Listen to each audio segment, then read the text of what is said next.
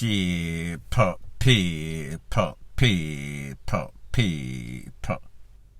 Que pasa, sac passe, what they do. Welcome to Crime Time News, where the difference is in the meds. Call it news with a buzz. The first thing that is popping in the news, if you look at your screen, there is a picture or two pictures. This picture is of two brothers Jamaican that left Jamaica living in UK. However, they are now living in some sorts of UK prison. I am speaking about 46-year-old Edward Pink and 40-year-old Caden Pink, both from UK address. On or about June 28, 2022, these men conspired with some other criminal in the United States to import some sorts of tool in some sorts of microwave, concealed in a package in a microwave. These tools were 2 Glock 19, 1 Glock 17, 1 Taurus pistol, and 59 assorted rounds. This was on the 28th of June, 2022. By July 12, 2022, these two brothers were under arrest. They were charged for conspiracy. They were charged for possession of illegal firepiece, illegal ammo, importation, the whole 9 yards. When this case went to court, the prosecution had voice notes, voicemail with one or both brothers contacting their source in the United States and telling them what type of tool, the make and the model, and the amount that they wanted. In court, they claimed that they were ordering clippers for their barbering business. The jury did not believe, the judge did not believe. As a matter of fact, the only person that believed was they themselves, even though they might not believe themselves. It is said that on or about February 10th, both men were convicted of possession of firepiece to endanger life, possession of firearm, possession of ammunition, and also conspiracy of both. They were sentenced about 2 days ago. Both of them were given 12 and 14 years respectively. Those charges are to run together. People, you see, these people, they are serious.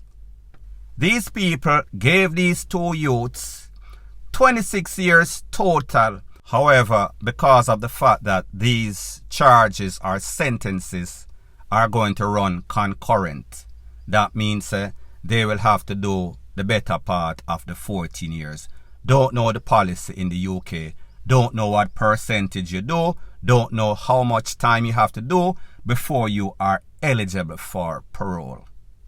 People, what this shows us is that you have countries, United States, UK, that are very serious about their crime, that coordinate their efforts.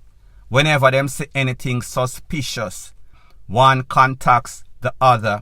In this case, the United States, they contacted the UK officials and them set up some sorts of sting. We heard our Popo said in a latest incident in which they seized a couple of tools, 50-something tools, them said they did not want to take any sorts of chance and set up any sorts of sting. So the guns them end up in the wrong hands. People, I don't know exactly what they mean, but it made absolutely no sorts of sense to me. These people tell you that, listen, we know that these tools, they are used for all sorts of gang activity, drugs trade, organized crime, So therefore, we want to send a message. We are working with our international partners to make sure that our citizens, the residents of our country, they are safe and secure.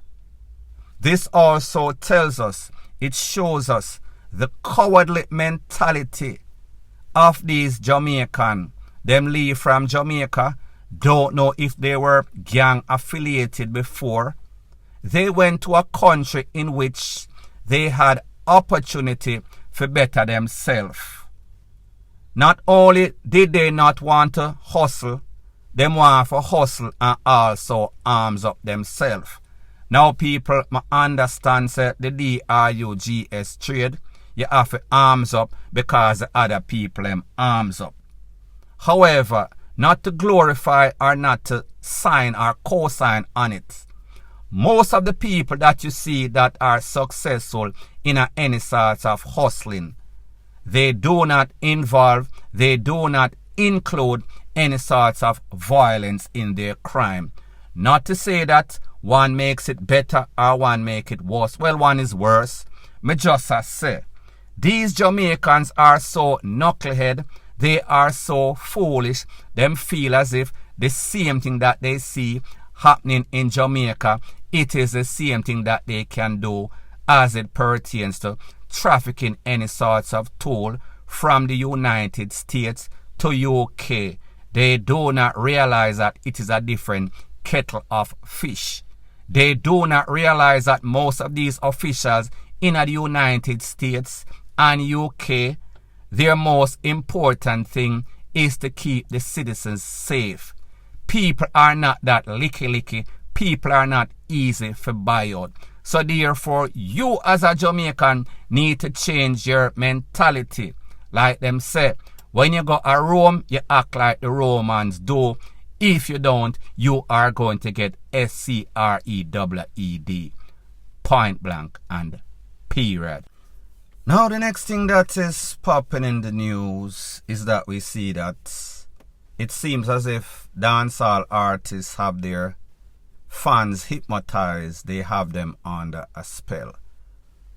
One specific artist, his name is Dexta-Dap. He seems as if he makes these ladies lose their minds whenever he performs anywhere in the world. One such place was a place called St. Lucia, where he called up a girl on the stage. Pretty much she came on the stage, she was dancing, whining, gyrating, and then she flipped out her two BREASTS. I cannot show you that part because of YouTube's policy, but I can show you the before and the after. Take a listen, take a look at the edited version of this video. You know more, you do know. Get up, get up, get up, get up, get up, get up. She said. Alright.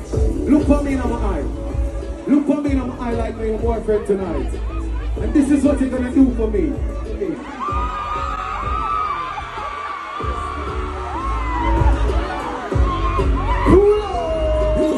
Now people, like I said, this fan, she was listening to everything that Dexta-Dap told her to do, and she was obeying the order. She flipped out her two BREAST acids and set the crowd in a frenzy. Of course, Dexta-Dap had to pull up. However, she did an interview explaining why she did what she did. Take a listen, take a look. Is the background story of why I did what I did. So I was with some girls that was from London. They was behind me and I was having a good time with them. If it wasn't for them, I never would have went on stage. And yeah, like I was just having a good time with them and they told me I shouldn't go on stage as I drink there. So I went. And at the time of my life. Now people, like you've always heard me say, this is the young DUMB and full of CUM generation. Pretty much they have a very beautiful face. SEXY body. However, the brain kinda shallow. And even if the brain is not shallow, whenever they drink any sorts of J-Ray and Neville, whenever them hear the voice or performance of their artists, them lose them mind, them lose them sense. There's also a next video circulating. This video is even worse than the first one. So therefore, because of YouTube's policy, I cannot play that video. However, if you want the video, you can WhatsApp me, phone number 1-876-894-2711. Say you want the Dexta-Dap's performance in St. Lucia. Give your name, you want to join the group. Do not call me. A text will do, and even Bossara, don't video call me. Point blank and period. So now people, when we see stuff like this, and we realize what we are dealing with, this generation, not only when it comes to crime, them kind of lose them head. When it comes to these concerts, especially with specific artists, it seems as if them have them under some sorts of hypnotic spell. It seems as if, me no know if them under the influence of MOLLY mixed with J-Ray and Neville, them smoke some sorts of MAD, PUSS, PISS, or a combination of both. Them lose their mind, and it is evident in these videos. People, entertainment, I guess. So anyways, people, thanks once again for checking out my video. If you appreciate videos like this, please show your appreciation by liking, commenting, sharing, and subscribing to my channel. That is how YouTube promotes videos like these to like-minded, sensible people like yourself. Bless up.